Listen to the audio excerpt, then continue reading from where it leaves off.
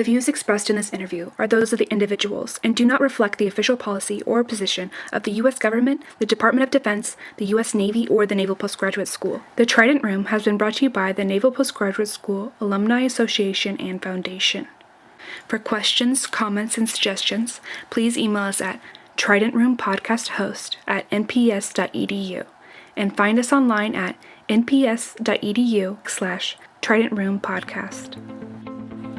Welcome to the Trident Room, brewer of stout conversation, unfiltered and on tap. In today's episode, Trident Room hosts Mike Morris and Brian Pajarillo sit down and have a drink with co-author of the ISIS Reader, Craig Whiteside. This episode was recorded the 19th of August, 2020. Well, if you have another article out and talking kind of about this threat that we have in great power competition, Russia, China, and all that, and the use of our terms gray zone conflict and hybrid war. And a couple of my own professors here in the NSA department have railed against the use of these terms. Oh, they do? Separately. Good. Yeah, That's yeah. good They're like, well, I hate this. Stop using this word. Well, send them my article. One particular professor in particular, like, stop using, gray zone. There's no such. I need to know who this is. Later. So, what, in your view, then, in your article, what kind of meaning do these terms carry, and what are the consequences of, I guess, misusing them or the mischaracterization that they bring? So I wrote it with my friend Don Stoker, who teaches at the Naval War College, or he taught at the Naval War College for a really, really long time. And he's a Clausewitz scholar, so he's kind of got this old school mentality about what is war, and he's been very influential on me, of course, as a junior colleague of his. But I study the Islamic State, which is a hybrid threat, right? It's got, it does terrorism, it has guerrilla cells, and it's quite excellent at those kind of things, but it also created a state. And my current project is looking at the four armies they created. Now, these are not armies like we normally understand them, but certainly conventional forces, as you probably saw in 2016, right? Or at least the tail end of some of those conventional forces until they morphed back into the thing. So the idea of like hybrid threats is not something that we take issues with. Like there's all kinds, there's hybrid threats. Some of them are part criminal. That's quite difficult sometimes to even figure out, what is the Islamic State? Are they a criminal mafia organization? Are they a terror organization? Are they an insurgency? Are they ideologues? Are they former Baathists, under cover of Islamist clothes, And so the idea of hybrid threats, not a problem in general, but when we see it at the strategic level of discourse, we start to get concerned, because this is really a tactical observation of the character of your foe at the tactical level, and maybe at the operational level. But when you're talking about hybrid threats, like why would that impact the United States? Like everything's hybrid for the United States. We're a global power. We deal with nonsensical terrorists on one side, and Russia and China on the other. And so there's a spectrum there, and it's quite diverse and complex. To use the word hybrid, it is almost, again, we say it's just, it describes everything, and therefore it describes nothing, right? So that was one problem we had, and then the gray zone's the other. One, there's, not to get it too deep into one specific article, but definitions are important, and these definitions they're all over the place. They're really used interchangeably, which I usually find hysterical. They'll just say, and some people won't even try. They'll just say gray zone and hybrid warfare as if they're the same thing. Right. They're totally different. They actually mean different things as they've been developed. But these might have been good ideas at some time that are so bastardized, pardon my French, that they're almost unusable now. Maybe they shouldn't have made it all the way into the doctrine books and the and strategy by documents. Geographic command commanders using them to describe things that are vague. And the real issue we have is not like what should we use when we're talking about war. I've listened to a 3-star general give me a talk on gray zone conflict and below the level of war, basically. Right. So yeah. How would you start to define these threats and these activities? I'll start with the important thing that I think, and this is what drove me to join that particular project, is that the conflation of, there are things that happen below war, right? I mean, we have war and then we have peace, and there are things that are happening in between that is that war, is that peace, It can be difficult to kind of splice those apart. But to be honest, I always ask people, like, but we know we're either at peace with this particular country or we know we're at war. And there's going to be some overlap there. But China and India, right, over their border dispute a couple months ago, like, there's no confusion that they were at war with each other. They conducted warfare against each other. They killed each other with, sticks with nails in them. Do you want to call that gray zone? Do we have to call it gray zone? Do we have to call it hybrid warfare? It's none of those things, really. It's just two countries having a dispute over a border, and they decided not to go to war over it. But they were not ever at war. And that's a critical distinction that I have people tell me all the time that I'm wrong on, right? That there is no longer this very distinct difference between war and peace, as if we live in completely unique times, right? That this is completely different. Never before Right. were there skirmishes Right. that didn't result in total warfare. Right, yeah, Okay. yeah. Hitler invades Poland based off of some, totally fake Polish invasion of the German border. Everyone saw through that, and it's not an example of gray zone, right? They didn't need to create the term then, and we don't necessarily need it now, I don't think. Certainly, if you are, please stick to a particular definition so that we can understand. Is it during war, or is it? Do you think in these upcoming times that cyber activities or cyber attacks are acts of warfare, but not necessarily that are raising aggression to the point where we declare war on one another? That's the impetus for, why do we need to have a gray zone? But no one says the gray zone is in cyberspace, right? No one ever makes that leap, but they just say, well, there's all kinds of hostility. And what we kind of feel from a political psychology perspective, really see it as, one, there's this kind of weird reverse mirror imaging. Like, the Chinese and the Russians do all of this stuff, but we don't. Like, oh, wait a minute. Like, we are actually... I was actually going to ask a question if you think that's kind of politically expedient to say, well, this is gray zone, below the level of warfare. Yes. They mess with us, and now we get to mess with them. No, but we we've don't got have to mess with But them. we don't have to declare war through Congress or have any other authorizations. That's exactly We're what- just boop, boop, boop. We get to, like, poke bear over, and the panda, I guess both the bears. Right. And... Who's to account for that? Do you think it's sort of a politically... I I'm just spitballing here, but... I think that, I can't speak for people who are kind of pushing these terms in general as meaning something that's helpful for us. And no, they mean well. They really are trying to explain what you're trying to explain with, like, it seems like conflict has kind of exacerbated, or it's infiltrated in lots of new mediums, and it makes it seem like we really are in a constant level of conflict. And that's how they call it. They kind of describe it, gray zone, as like, we're just, there's no such thing as peacetime anymore, right? We are at war. Someone will even come out and say, we are at war. We just can't call it that, kind of like you're saying. Like, no, that is as Clausewitz would say, that is the fundamental error you can make, is to mistake competition for conflict or war, right? Do you think using like proxy organizations, where does that fit into like gray zone and hybrid conflicts? Yeah, I mean, as Mike was kind of alluding to, these things have happened throughout millennia without necessarily calling them. They're proxy conflicts. They're, the United States is at war right now, right? We're not saying that we're not at war with everybody. We're at war with Al-Qaeda and the Islamic State. By legal definition, from an authorization to use military force, certainly by a funding, like budgeting, there's authorities that go towards fighting these two. And there's some other nebulous aspects, but largely those all center on them not being state actors.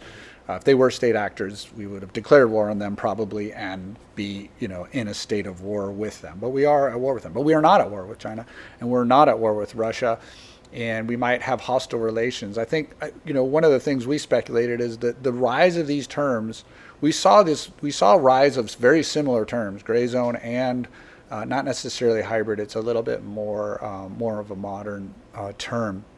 We saw the same thing at the beginning of the Cold War, when we finished this huge, cataclysmic world war, and all of a sudden we're faced with now the Russians, and we thought we were friends and allies, and now we're oh wait, you guys are doing things we don't really like, and so then there's on the periphery, proxy wars are happening, and so we start to develop these kind of same terms, and then eventually we just kind of figure out the world's a messy place. People don't like each other. We kind of have to compete, but not go to war because we have all these nuclear weapons. Yeah, do you feel like, I mean, I feel like the question begs itself an answer, but do you feel like conflict is inevitable in competition, particularly in an era of great grand competition? Yeah, no, not if we're sane. I mean, absolutely not, right? You know, you have Mearsheimer, I just read an interview with him, predicted for, 2 decades that, the U.S. is determined to go to war, those Thucydides trap, blah, blah, blah. But I mean, again, political psychology, we can will ourselves, and we can see gray zone in everything that everybody does, or that this is a gray zone, and that we could even match, like you were talking about, we can match their actions, because it's kind of unfair. We're democracies and we don't do those bad things, which of course the Russians we're above that. Yeah, we're above that. And the Russians and the Chinese are like, oh, wait a minute, no. Yeah, that kind of brings, this is a little bit more philosophical, but there is, if you look at like media and the art, music, film, the 90s and post-Soviet Union collapse is all like, world peace is coming, it's on its way, and then now we're in the post-9/11 world, right? And do you think that maybe as a democracy and as a world power, maybe the United States has matured a little bit into thinking and realizing, hey, you know what, the world is just messy, and our hands are going to get dirty, and we can't just hide behind this sheen of clean democracy, everything's beautiful all the time? Yeah, I mean, well, one of the problems we have is that our democracy is not beautiful, it's not perfect, and it's showing its imperfections right now. And then, you add onto this kind of post-9/11 disillusionment with, pretty heavy lifts that we tried that didn't, we're still fighting ISIS, we're still in Afghanistan. Did we do this to ourselves? This kind of, maybe it'd be better if we just took our toys and went home, use the oceans to protect us, the old American idea. Well, obviously the world's way too interconnected, as we saw with COVID, really, that there's just, it's too connected to kind of have those attitudes. Not that they don't exist, and not that people can't make very good arguments for them. And those arguments will get tested, here soon, I think, very soon. And we'll see what happens in November for the U.S. and what direction we end up going. But it'll be a pretty interesting, very, very, every election is the most important election ever, but this one is quite important.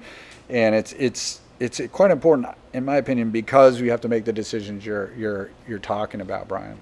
I mean, Mike, sorry. It's okay. I don't know which one of us I am either. It's sorry about that. No, it's all good. I feel like that was a really excellent discussion on your book. That was our Naval War College curriculum. Yeah. Yeah, it's like it's kind of your wheelhouse and teaching at the War College, and you gave us some insight into your book, The ISIS Reader. Available for purchase on Amazon and or also at the Dudley Knox Library, which is where I picked up my copy. Oh, good. I'm glad they have one. And we do have a shortened article in the CTC Sentinel at West Point, which is free access, and it's a summary of the whole book. So that's what I would recommend. And a lot of your articles and readings are available online too, whether through searching through the Dudley Knox or through the various other outlets. We didn't even get to some of your participation in like a fellow podcast, War on the Rocks, and things like that. Right. You have a lot of available writings, and people can really dig into this research that you've done on a topic that still affects us today, whether we want to think about it or not, because we have to try to prevent a third resurgence while also handling great power competition strategy. Yeah, that's the strategic challenge for the next decade. You could write the next national security strategy right there. All right, sweet. Well, I'll get right on that after my 3 late midterms. So, what do you think? You're working in military education. What do you think are some of the toughest problems, or the toughest problem facing our officers today? Yeah. This is a topic near and dear to my heart as a PME, professional military education professor. In the national defense strategy, I think it was a national defense strategy, or maybe it was a national security strategy. I really should know this because I teach it, but now I'm confusing them, and I don't really remember which one it is. And one of them said, PME is stagnant. And everybody just latched on to that, and because everybody hates PME. The people who do box of books, or the people who don't have good PME instructors, or it's the same old stuff. It's not my experience, to be honest. I mean, I think we have the Naval War College, I think, has a really good curriculum. It's been lauded for its curriculum compared to others. It's been an innovator. Of course, it's the same curriculum that has been probably since the 1970s, but post-Vietnam, it was the first to really, teach Thucydides and all of these other type of historical case studies that are then integrated into other stuff like politics, political science. So all that's saying PME is stagnant, it's kind of as a writer myself, like that's a throwaway line that it doesn't have any value, particularly when the real issues there are services in our DoD that really think that they're too busy for PME, right? That they got other things to do. The nation wants too much from them. And to be honest, the best PME is driving a tank or a ship or a plane. And, that's the kind of thinking that it's still there, and that's what surprised me 7 years into teaching here.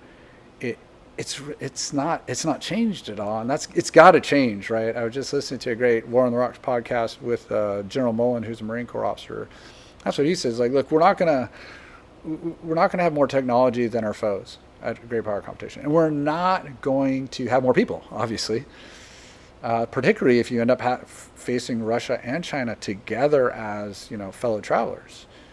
He said, but we can try to outthink them, and that's going to take education. He's a proponent of education. He calls out a lot of the services for just, really paying lip service to who they're sending to PME, when they're sending them to PME, how they get outside education, like here at NPS, or even in civilian graduate schools, and the understanding that the only way we're going to be successful is really through education, period. But I've seen that reflected in our SecNav guest lecture series guests since the time that I've been here as well. I mean, Admiral Mullen comes to mind. Yep. He talked about the warrior thinker, and that's Yep. one of the things that NPS pushes as well. And I'm sure, obviously, the Naval War College is that the more successful, what we're going to be most successful at is this warrior thinker attitude, and where we dedicate the time and space outside of our regular service to study and learn all of this and to think about it and learn to think. And that's an investment. And, as General Mullen said, General Mullen, not Admiral Mullen, but they both say the same things. They could be, maybe they are related. I mean, it takes an investment. You have to invest time and money into that. The military invests the money. Sadly, it's not a money issue. Like, NPS exists. The Naval War College exists. Army War College exists. Air War College exists.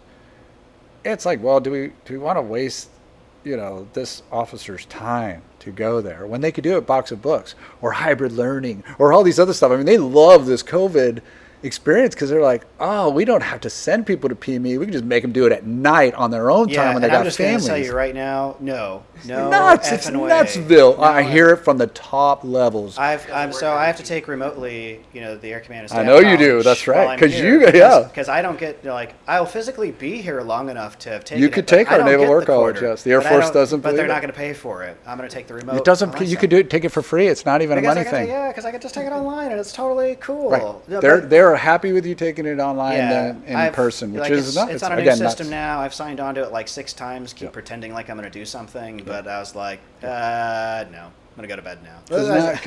So that's think about that, and think about that the next time someone talks about it. I mean, I think hybrid is fine. I'm teaching. I've taught online here at NPS since COVID, and it's gone well. The military's really, I think, trying to pull almost some people in the military are trying to pull kind of a, we can offload education onto the officer. Now, from a professional perspective, that is correct. Your education, both of your educations are your responsibilities. They're the service's responsibilities, but they're first and foremost your responsibility to educate yourself. And that's an attitude I had as a military officer for sure, and it's why I think so highly of PME and wanted to participate in that post-military. But at the same time, you're how good is it going to be if you also have a family and you're also working? Come on, in the military sometimes, 16-hour days, 18-hour days some days, and then you're going to do your PME while you're juggling your kid. No, that is just it's fantasy, but that's That's the idea. And you can just see almost the personnel officer saying like, ooh, we could get these people back for more tours and get them back out on more deployments if we can somehow get PME back into officers do it on your own. If we don't have to send you somewhere. If you don't have to send you to NPS for 2 years, right? Like you are, Brian. And I mean, there are parts of the Navy that just cringe at that idea that you'd be here for 2 years when you're probably getting a quality education and are going to bring back to the Navy way more than they put in. So what do you think are some of those gaps that we as the mid-grade officers, like whether it's the formal education or personal education, like what are some of the gaps that you see? Not many. I mean, again, this might come across as parochial, if you will, but I love our students here. I learn as much from them as they learn from me, probably, and their wealth of experience, whether it's on the joint staff or in a combatant command or in the South China Sea, telling me, well, this is what a FONOP actually looks like, up close. I mean, it's pretty amazing experience to be a professor at a war college in that respect, and to kind of learn from your students and not be afraid to learn from your students. That's obviously, and so, and I'd say the other thing is, again, one thing that the services might miss if they really fall in love with kind of online learning as really a solution to their other problems, but is that the students are so hungry to learn after they've been experiencing stuff. And the civilian models are actually backwards. A lot of students you find in grad school, they're actually just finished undergraduate school. They have no real world experience or life science. It's not everybody, and it's not like I'm one of them. What's that? I'm one of them.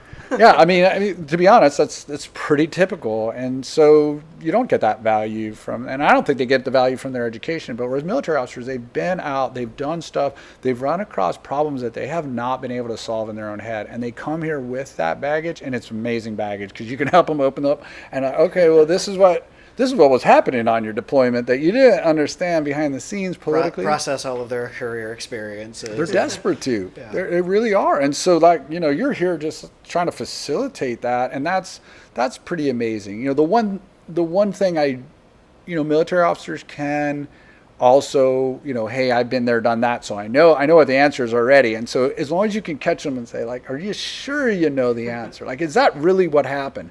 In my own experience, and I'm able to reflect that from my own experience, because I was part of like the Sunni Awakening. I helped lead anti-Al-Qaeda in Iraq, Islamic State groups and stuff like that. Well, in my research afterwards, I'm like, well, what was really going on there? Because I didn't really understand what was going on. I just went with it. We all went with it. And it's a totally different story, right? And so now I understand more of the political things that were going on behind the scenes that we didn't really ask about, nor did we really want to know about. As a professor or as a teacher, I absolutely love when people reach out and are like, hey, I'm working on a thesis, or I'm working on a paper, and do you have material? Have you run across this? Or just, that's what I think. I don't get paid for that, but I actually feel like that's part of my job. And I have never turned a single person down. I'm just surprised people don't do it more often, to be honest. We don't really know as students all the time that it's okay to just literally just reach out to these people. Just find the contact information for the author of this article. Ask them a question. Yeah. That's okay in academia. You've lived this Military, life growing up as an I'm officer. outside the chain of command. It's like, oh my God, do I have Durloth? Am I allowed to do this? Yeah. Oh my God. Yeah. What would you say is one of the dumbest things that you've gone throughout your career, and what you've learned from that? I'm lucky that my current career as an academic, I came to it somewhat mature and a lot of experience in another life, which I think is good. And lots of folks say that's what life's going to be like in the future, multiple careers. And so I haven't done anything super dumb as an academic yet. I did lots of dumb stuff as a military officer, and I won't get into. Tell us about one of those. Oh yeah. I won't tell any one particular story, but I will say that, I look back on, as a young officer, how many times I got in trouble. And, the military has a rap let's say the Navy, like zero defect, or like, oh, we're not zero defect, we fire skippers for running aground all the time and stuff like that. Like the military has they've got their red lines, and for the Navy it has this, but the Army has similar ones for certain things. And there are just certain things you can't do, but otherwise, I've always been grateful that the military kind of like, I should have been fired like 5 or 6 times when I look back on it now as a lieutenant. I think really, like, yes, I'm a dumb lieutenant, but no, I was like an especially dumb lieutenant. And when I think back on all the COs, the company commanders and commanding officers who covered for me and just took the beating from their hire and then came to me and, didn't tell me, like, you realize how close you came to getting fired as a lieutenant, which is hard to do. They said, good job, keep up the good work. You're doing excellent. Yeah. You're doing excellent things. Yeah, they didn't really even yell at me. I would have yelled at me now that I've had to mentor lieutenants in my previous life and other stuff. So anyways, I look back on that and I think, everyone has these stories. Like, so I'm sure we all have these stories. And then you realize, like, the military is actually a pretty forgiving place, barring certain things, like in the Army. If you put a mortar round outside of the impact area, you're probably going to get fired. Like it's like running aground for a skipper. And so as long as you don't do those things or have some bad luck happen to you, the military's it has a pretty forgiving environment, and I hope that doesn't change. It could be dated experience from mine. I don't know what your experiences with it is. But I was exceptionally dumb and unsafe. Like, even worse. Like, so I think the words was unsafe. I did an NTC rotation where I somehow managed, my crew in my Bradley fighting vehicle somehow managed to make the safety blotter 3 different times. Like, got underneath a 120 millimeter tank round as it was going down range, which I was like, ooh, I didn't even realize that happened. Like, it shot over us.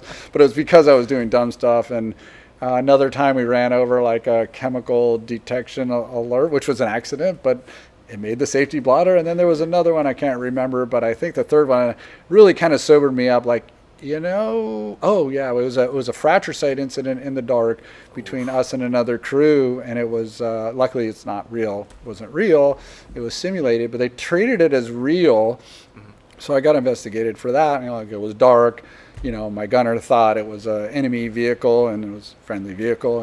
And so I walked away from that, and I was a first lieutenant at the time, almost going to be an 03, and I was like, I'm not going to make it very far if I don't figure out a way to be safer as an officer. And that was a very valuable lesson, particularly going on into combat and other things. So if you could go back, change your profession, what would you do? And I wouldn't. Yeah, I can't. I was an infantry officer, paratrooper, loved every single minute of it. Practically had to get told, like, okay, your time here is done. Time to go do something else. And so, not to be, and that could be my personality or whatever, but to be honest, I would do the same thing over again. And I'm really happy where I'm at now, being an academic, using a lot of hard-won experience, and then hoping to help translate that to students, military students, is also very fulfilling, and so I wouldn't change that either. I could probably go somewhere and make more money or do something else, but I don't think I'd be happy. I'm pretty happy doing what I'm doing, so that's usually a sign, like, you probably wouldn't do it. So if you can go back to that 23-year-old first lieutenant version of yourself, what did you tell him? To trust your gut, because like when I left the Army, I didn't really have a plan. I had a plan. I was going to become an academic, but like when I look back on it, that was a dumb plan. Like, being an academic is actually, it's pretty hard to do. And I was pretty lucky to get a position that I did. And, getting a job like here at MPS is like kind of a moonshot when you look back on it. And so, in a lot of ways, like statistically, mathematically, logically, doing what I did was about as foolish as you possibly could do. But I'd tell myself as a 23-year-old, like, trust your gut. Like, that's what my gut told me to do. It worked out. The career path through the Army that I chose, I could have done a lot of different things. I could have gone to different units or whatever. And I'm pretty happy with the way that turned out. And a lot of time those are all these gut decisions you make throughout that are either influenced by mentors or good advice that you get. But sometimes you're avoiding bad advice. Like people told me to do stuff that I was like, my gut tells me that might have worked for you, but that's not going to work for me. And I was right, So trust Not your own naming gut. names, but I did have this one commander that you get that advice to like, fill up a little notebook of all those great things that you. My notebook was of things not to do from that one particular individual. From the same person? It's like, my notebook for you is all the things not to do as an officer or lieutenant or anything in life as a human being moving forward.